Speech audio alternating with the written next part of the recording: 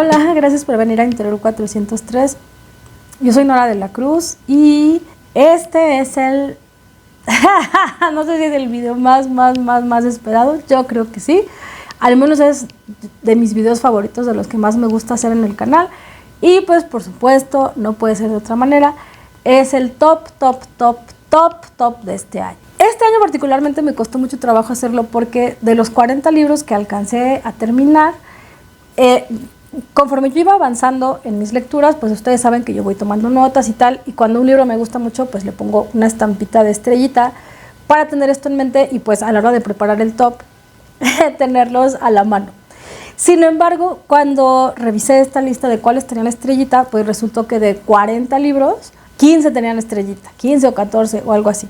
Entonces es excesivo, o sea, si prácticamente la mitad de los libros que leí iban a salir en este top, pues creo que realmente ya ni siquiera era un top. Así que lo que hice fue, pues de esta lista de los 15 libros que más me gustaron en el año, me fui un poco, los agrupé por género y de esa lista, de ese pequeño grupo, pues intenté así hacer una selección de cuáles fueron los más top. Entonces, en este video lo que les voy a traer, bueno, les voy a mencionar cuáles son los 15 libros a los que les puse estrellita a lo largo del año, pero de cada género elegí cuáles fueron los que sin duda les diría, por favor, vayan corriendo, léanlos, se los recomiendo, como El Señor de los Biscuits Calientitos, yo se los recomiendo. Yo sé que en gran medida eso es lo que les gusta a ustedes de este video, como que encontrar las recomendaciones del año. Así es que bueno, allá voy. Bueno, en poesía fue un año, la verdad, bastante bueno. Todo lo que leí me gustó. O sea, empezamos, digo, aquí tengo de los títulos a los que les puse sticker, pues prácticamente son todos los libros que leí en el año. Empezamos con Me llamo Cuerpo que no está, que es la antología de Cristina Rivera Garza, que eso creo que ya lo comenté, no me acuerdo si, creo que este año no hice videos de Keeping Up with the Reading Challenge, la verdad no sé, este año fue un desastre, pero bueno, claro, es que en la sección de paga sí hago los avances semanales y ahí voy comentando mis experiencias de lectura, entonces bueno, perdón, creo que por eso recordaba que ya había hablado de esto, pero disfruté muchísimo la lectura de este libro de Cristina Rivera Garza y luego sí hicimos reseña de Ya no tengo fuerza para ser civilizada, ese video debe estar por aquí de algún lado en el canal. Quedó pendiente Mis amigas están cansadas, pero sin duda también fue de las mejores cosas de este año, o sea, los dos están incluidos en esta lista de estrellita, pero si yo les tuviera que decir cuál es el libro de poesía de este año, que sí, o sea, que fue mi favorito marcadamente, que les digo, no se lo pueden perder, que de verdad, o sea, dejen lo que están haciendo, salgan corriendo a buscarlo. Ese libro fue Lengua Hierba de Diana del Ángel. Lo leí, yo creo que en mis vacaciones, más o menos en septiembre. Recuerdo todavía la impresión tan vívida, o sea, que me produjo, me conmovió muchísimo, me conmovió, me confrontó, me pareció, o sea, me brindó muchísimo consuelo, me identifiqué, me emocionó, o sea, realmente lo tiene todo. Lengua Hierba es un libro en el cual Diana del Ángel comparte algunas de sus experiencias personales y reflexiona acerca de la poesía, reflexiona también acerca de su propio, pues no decidiría activismo, aunque en cierta medida sí, y reflexiona acerca de su relación con la naturaleza, su relación con estos sistemas de producción que nosotros, sí, en los que de pronto nos vemos insertos. Habla acerca de su familia, habla acerca concretamente de las mujeres de su familia, y esta observación de la naturaleza, del lenguaje, de los alcances de la poesía, le sirven un poco para ir entretejiendo toda esta relación. O sea, más bien, ella va entretejiendo todos estos conceptos para reflexionar acerca de cómo podríamos encontrar una manera de vivir o una vida más vivible. Yo sé que esto que les estoy diciendo, quizá así como que en abstracto, no tiene mucho sentido, pero de verdad yo les recomendaría muchísimo este libro. Yo lo estaba leyendo en el Metrobús, creo que ya les conté esto, y de pronto tiene textos muy breves, que son imágenes muy potentes y sobre todo muy cargadas de sentido, y de pronto una de estas me noqueó, me sacó las lágrimas, o sea, tuve que cerrar el libro un poco como para respirar, para asimilar la impresión. Luego en la inauguración Mujeres de Letras, me encontré a Diana del Ángel, pues le dije esto, que me había encantado su libro, me volví a poner a llorar, o sea, me conmovió muchísimo este libro, se los recomiendo de verdad.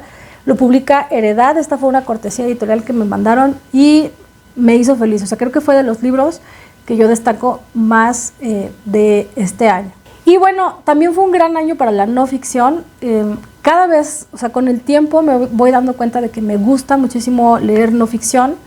De hecho, creo que ahora cuando voy de compras me llama mucho más la atención los libros de no ficción que las novelas. O sea, las novelas creo que estoy leyendo más o menos libros que ya tenía en mi librero o que de pronto me llegan esas recomendaciones. Pero ya no, cuando sale una novedad de narrativa, pues no sé, como que ya no voy tan directamente hacia ella. En cambio, en una librería como que sí me siento muy atraída hacia la no ficción. Y este año me fue particularmente bien. O sea, creo que el primer libro que leí en el año fue El Camino de la Escritura. Y que bueno, ya he hablado de esto. Tengo un video acerca de mi experiencia con este método, con las páginas matutinas. Me quedo corta si digo que me cambió la vida, de verdad, o sea, no exagero. Después, mi amiga Natalia Flores nos invitó a un círculo de lectura pues relacionado con la cuestión palestina y entonces en esa sesión comentamos Volverse Palestina de Elena Meruane, que también es una especie de ensayo personal acerca de lo poco que la autora sabía sobre sus propios orígenes y cómo pues esta duda o esta indagación se convierte en un viaje que ella decide hacer y pues nos cuenta sus impresiones acerca de este viaje. Lina Meruane es una estupenda escritora y por supuesto que en este momento en particular ese texto cobraba cierta relevancia. Yo sé que acaba de publicar una novedad relacionada también con este tema y estoy muy interesada en leer ese libro también. Sin embargo, por ahora, o sea, no me voy a apresurar a llegar a ese texto todavía, pero lo disfruté bastante. Me sorprendió muchísimo leer las memorias de Elena Paz.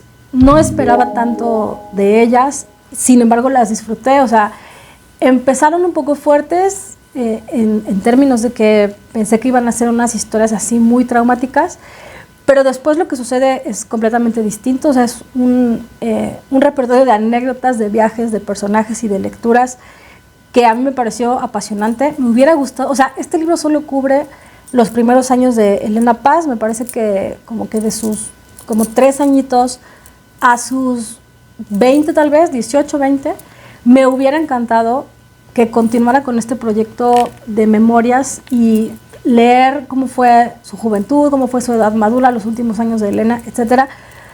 Sin embargo, pues solamente tenemos este tomo, pero la verdad es que sí se lo encuentran y si disfrutan mucho la escritura autobiográfica, esta es una gran recomendación. Se nota que más allá de que, bueno, de que todos queremos saber el chismecito de Octavio Paz y de Elena Garro, y que tiene bastante chismecito, sí se nota que era una gran lectora, o sea que desde joven Elena Paz fue una gran lectora, y su prosa se disfruta mucho, es muy buena para construir personajes, el detalle con el que recuerda ciertos espacios y ciertas situaciones es maravilloso, o sea, uno verdaderamente viaja con ella, como que conoce los personajes, sí se imagina todo perfecto, todos esos entornos en París, en Japón, o sea, es un libro, no sé, yo lo disfruté muchísimo, la verdad, además de que uno empatiza mucho con esta chica que crece en un entorno pues tan poco común y con todas las ventajas y desventajas que eso pueda tener, ¿no? Además de que es una chica sensible, pero muy, muy solitaria. O sea, creo que en esta memoria sí se transmite muy bien lo solitaria que puede ser esa vida que aparentemente pareciera como de tanto lujo y de tanto privilegio, pero pues que también tiene su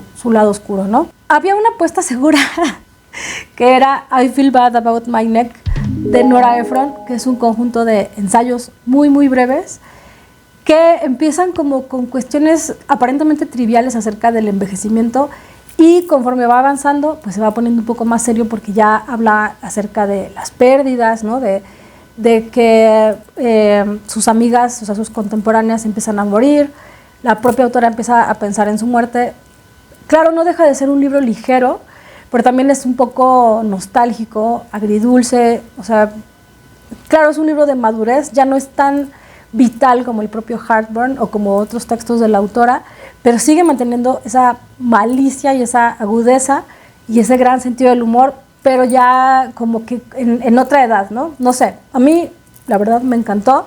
Y bueno, de hecho, el último libro que terminé este año fue Misterios de la Sala Oscura de Fernanda Solórzano, que bueno, tenía mucho entusiasmo por ese libro porque respeto mucho el trabajo de Fernanda Solórzano como crítica, además de que me interesan mucho los libros que hablan acerca de películas o que me recomiendan películas, y este no me decepcionó para nada. O sea, la autora lo que hace es compartir su comentario de ciertas películas, pero también brindarnos un poco de contexto acerca de los directores, los guionistas, los libros en los que se basan, e incluso a veces de los actores, de los protagonistas, y el contexto que posibilitó que estas películas tuvieran una cierta recepción o que fueran influyentes en su momento o en la historia del cine en general. Entonces, para mí fue muy, muy, muy interesante. No es un libro tan técnico, o sea, yo al principio como que me asustaba un poco pensar que quizá iba a ser un análisis cinematográfico muy especializado y que quizá yo no iba a entender ciertos términos o ciertas cosas, pero no, es todo lo contrario. O sea, nos brinda información para ahondar en esas películas y verlas y entenderlas con mayor profundidad. Entonces me encantó, lo disfruté muchísimo, aunque sí había algunos comentarios que se me hacían medio, no sé, un poco incómodos. No sé si Fernanda Solórzano se considera feminista o no. Me da la impresión de que no, y a veces hace algunos comentarios que me parecen un poco incómodos, sí, o que yo simplemente no comparto, pero el libro la verdad es que es muy interesante. Me parece problemático su tratamiento de las hermanas Wachowski, o sea, particularmente eso fue lo único que sí diría, esto sí, no sé, me chocó un poco, pero el resto del libro, pues la verdad es que sí lo recomiendo muchísimo.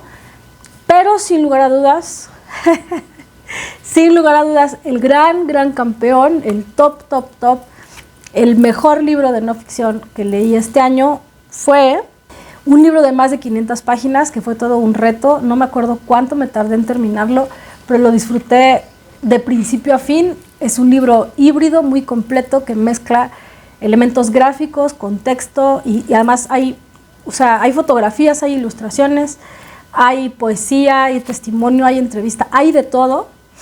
Y ese fue Women in Clothes.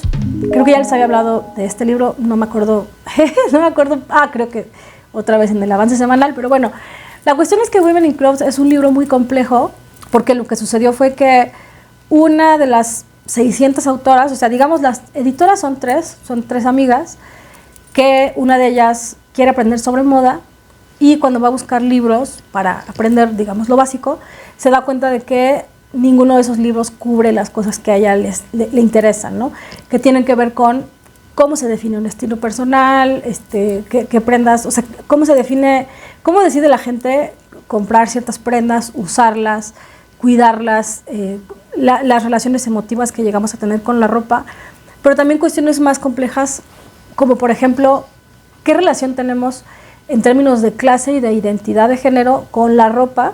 Cómo nuestra cultura también define nuestro acercamiento o nuestras decisiones, que nosotros sentimos que son muy personales, nuestras decisiones, digamos, de estilo, pero que están determinadas por nuestra cultura, por nuestro contexto, por nuestra época, etc.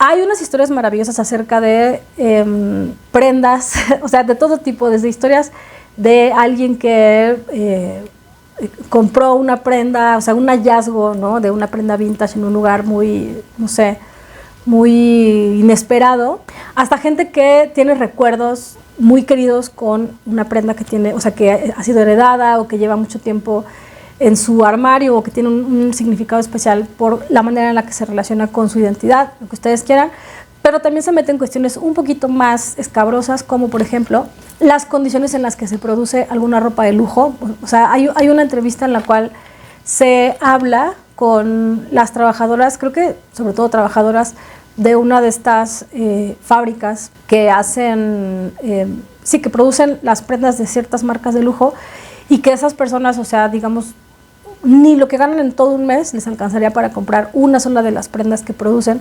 Y bueno, se habla de todas estas condiciones de producción tan difíciles, tan injustas, los riesgos de trabajo, etcétera. Se habla también de cómo es, qué parte del proceso de transición de una mujer trans tiene que ver con redefinir su relación con la ropa y no solo con la ropa, sino con la manera de usarla, con la voz, etcétera, ¿no?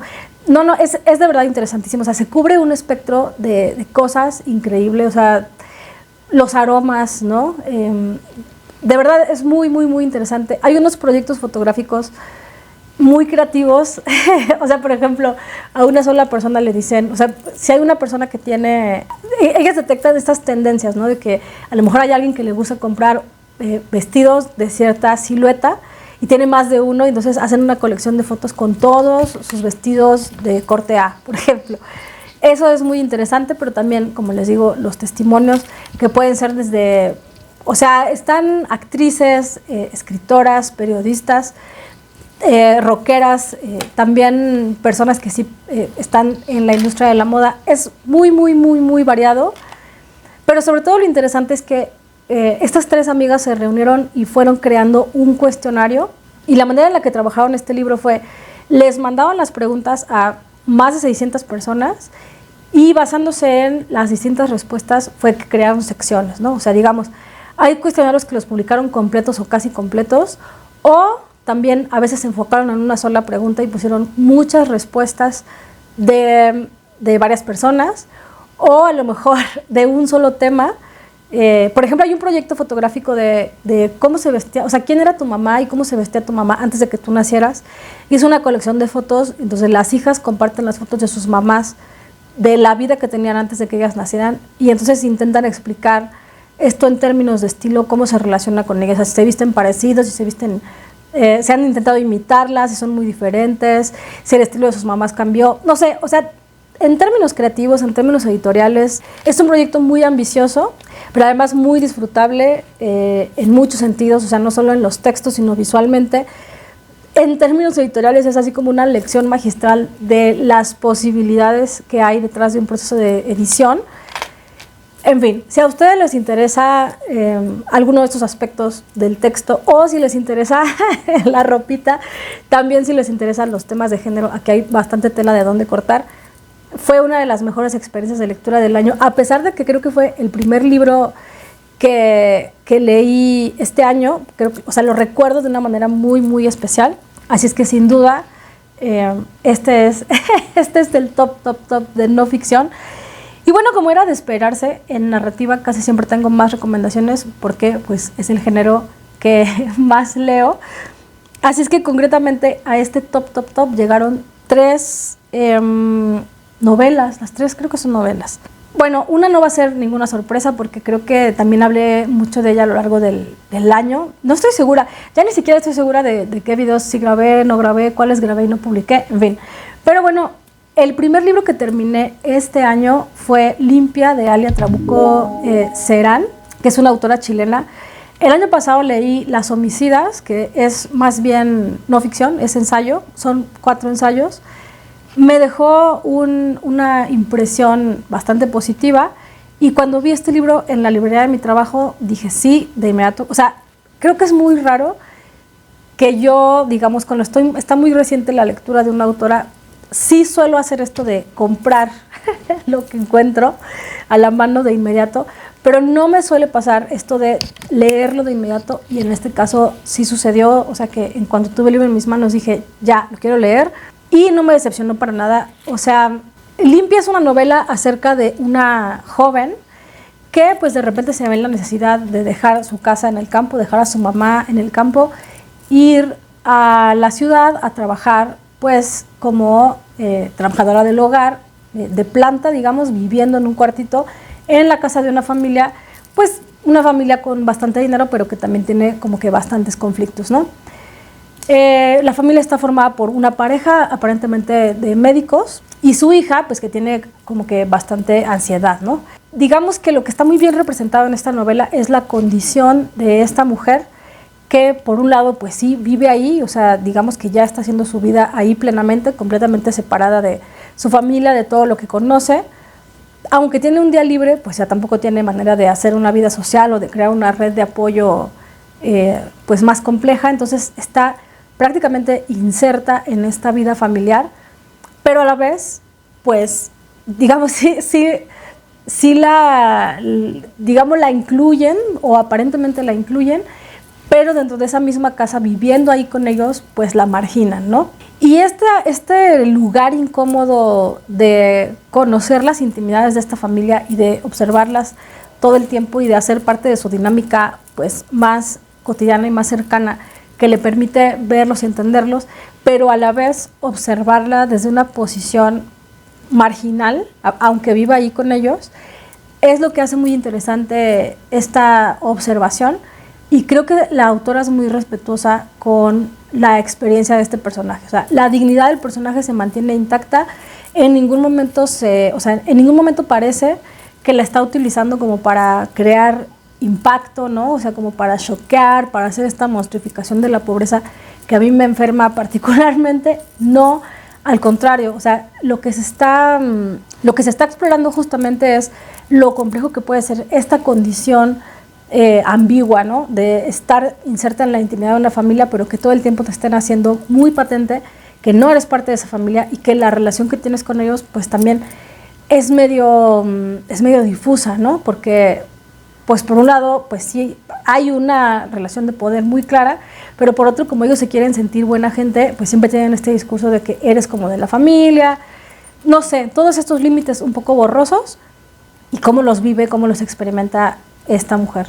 Es un libro muy inteligente, al final sí termina siendo muy conmovedor, pero yo creo que por las razones correctas, y a mí me dejó una impresión, o sea, estuve pensando en él durante muchos meses, o sea, lo terminé en enero y estuve pensando en él durante muchos meses, y cuando estaba haciendo este top, otra vez, o sea, sabía que iba a ir directamente a esta novela, así es que sí, les recomiendo que no se la pierdan. En un sentido muy parecido, les recomiendo también, recibí a finales del año pasado unas cortesías de Elefante Editorial, no sé si ustedes se acuerden, que hicimos un video con 3 libros de poesía que nos compartieron, y todavía tengo otros 3 libros que son de narrativa, y uno de ellos es Matemáticas Congolesas, que bueno, va un poco, bueno, no es que sea parecido a Limpia estrictamente, pero a lo que me refiero es a que es uno de estos libros que hablan de un personaje que está en una situación precaria, muy crítica, en un entorno de mucha violencia, pero la mirada con la que se representa este personaje es muy respetuosa. Entonces, bueno, el protagonista de esta novela se llama Celio, si no me equivoco, y lo que lo distingue es que vive como en una especie de asentamiento, no sé si diría como una favela o como un barrio, como una vecindad, en la cual hay como que algunos asentamientos irregulares, y lo que nosotros entendemos es que hay familias que están ahí completas. Él vive ahí cerca de unos parientes, pero él no tiene padres, y hay otros jóvenes en su misma situación ahí viviendo en este mismo asentamiento, y poco a poco vamos entendiendo que esto se debe a que en el Congo hay una situación política de violencia que ha ido desarticulando familias y que ha producido estas movilizaciones forzadas. Y entonces Celio se quedó solo, se quedó huérfano prácticamente por causa de estas movilizaciones. Terminó ahí asentándose con otros jóvenes, con otros parientes. La novela empieza con una anécdota, una secuencia muy impresionante, muy conmovedora, que ahí sí, o sea, no les quisiera decir más porque creo que se las echaría a perder, pero digamos que lo importante es que se nos presenta el entorno en el que vive Celio, y se nos dice que es un personaje que se distingue del resto de los jóvenes de su entorno porque le interesan las matemáticas, es muy listo. De niño, o sea, lo único que conserva es un libro de texto de matemáticas que le dejó su papá, y él se ha obsesionado con ese libro, y él intenta como que a todo en la realidad pues darle una explicación matemática, ¿no? Y esta especie de mirada es lo que lo distingue de los demás, pero también hace que llame la atención, por una parte, de un sacerdote que digamos que lo trata como su protegido, pero también de algunos agentes ahí medio turbios de la política. De pronto Celio se ve un poco, o sea, digamos, los dos grandes agentes que le ayudan en la vida son, por esta parte, este sacerdote que representa una manera de ver la vida y de ver la política, y por otro lado, pues estos ahí medio tranzas que en algún punto también le ofrecen protección. Y el gran conflicto de Celio termina siendo justamente ese, ¿no? O sea, cuál es el camino que va a tomar o cómo va a afrontar su propia supervivencia, porque claro, o sea, no podemos negar que su situación es crítica y en una situación como esa no siempre hay mucho espacio para la moral, ¿no? Creo que lo que hace muy bien esta novela es que nos plantea que no podríamos juzgar mal a Celio o que no podemos juzgarlo mal por ciertas decisiones que toma, pero tampoco es como que el pobre romantizado, ¿no? O sea, el pobre puro en su corazón, que no tiene ambiciones. No, o sea, es ambicioso, pero por otra parte también, ¿cuáles son los límites de esa ambición o qué tan justificada es esa ambición? Sobre todo cuando esa ambición proviene pues de esta precariedad tan acusada, ¿no? Entonces, bueno, creo que me estoy haciendo bolas. Sin embargo, lo que quiero decirles es que me encantó la novela, me encantaron los personajes, tiene ahí su toque de realismo mágico. Creo que no leemos mucho acerca de África o autores africanos en México, y ahí radica uno de las grandes aportaciones que hace Elefanta como proyecto editorial.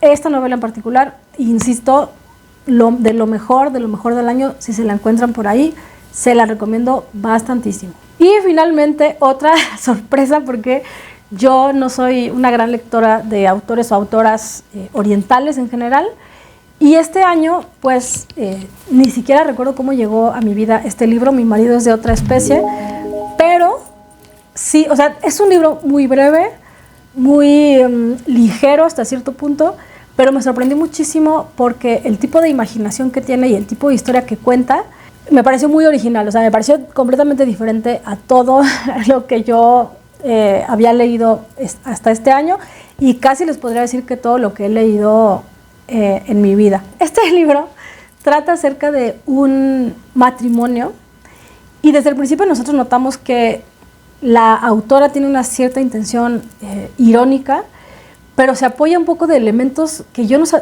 si no sé si los llamaría fantásticos. Me parece que sí. O sea, hay alguna cosa en la realidad que está ahí medio retorcida, pero este retorcimiento está situado en un entorno súper cotidiano, o sea, en la rutina de un matrimonio joven que, digamos, la narradora lo mira como que con muchísimo, o sea, tiene una mirada muy descarnada, o sea, no se guarda nada, es muy incisiva y muy crítica para hablar de las razones por las cuales uno se casa y para hacer como que esta burla de las costumbres y las rutinas de los matrimonios. Me pareció que había una mirada feminista muy irónica, muy propositiva, muy original, y sobre todo lo que más me gustó, siento que eso siempre lo tienen los autores japoneses, que van llevando la historia de una manera que siempre parece lógica, pero que termina en un lugar completamente inesperado y que de cierta forma sí te quedas con esa sensación de nunca me imaginé que esto iba a ir hacia acá, pero a la vez sí te deja muy satisfecho el desenlace. A mí por lo menos me dejó muy feliz. Después creo yo que Mi marido es de otra especie es una especie de novela corta, y después vienen otros 2 o 3 relatos que también me parecieron bastante buenos y que también tienen este elemento como de insertar en la cotidianidad una mirada medio mágica, medio fantástica, pero que al final está haciendo una crítica de la naturaleza humana. Entonces, no sé, me encantó. Nunca había oído hablar de esta autora, nadie me recomendó este libro, simplemente, o sea, lo vi, me llamó el título y lo leí, y, o sea, creo que es una de las mejores sensaciones que hay, o sea, que te acerques a un libro así solo porque sí, porque te llama de alguna manera sin que nadie te lo recomiende. O sea, es como una especie de amor a primera vista o un encuentro natural, y que se convierta en una experiencia tan satisfactoria, pues es algo así, creo que realmente es de esos sueños de una lectora. Pero bueno, amigas, estas son mis recomendaciones de este año. Fueron los mejores libros que leí a lo largo de este año. No sé si ustedes conozcan alguno, no sé si alguno de esos les interese. Cuéntenme en los comentarios, o cuéntenme también cuáles fueron sus mejores lecturas de este año. Yo les mando un abrazo. Les deseo que el 2025 también tenga muchas satisfacciones lectoras. Quisiera decirles que nos vamos a ver más y que voy a ser más constante con el canal y que todo va a volver a la normalidad. La realidad es que no lo sé. O sea, en este punto En este punto no tengo idea de qué va a pasar, pero bueno, lo importante es que venga lo que venga, pues nosotras sabremos adaptarnos. No sé, sonó muy tremendista, pero bueno. Por aquí lo dejaremos. Feliz 2025. Muchas gracias por venir a Interior 403. Yo soy Nora de la Cruz y nos veremos en el próximo video. Adiós.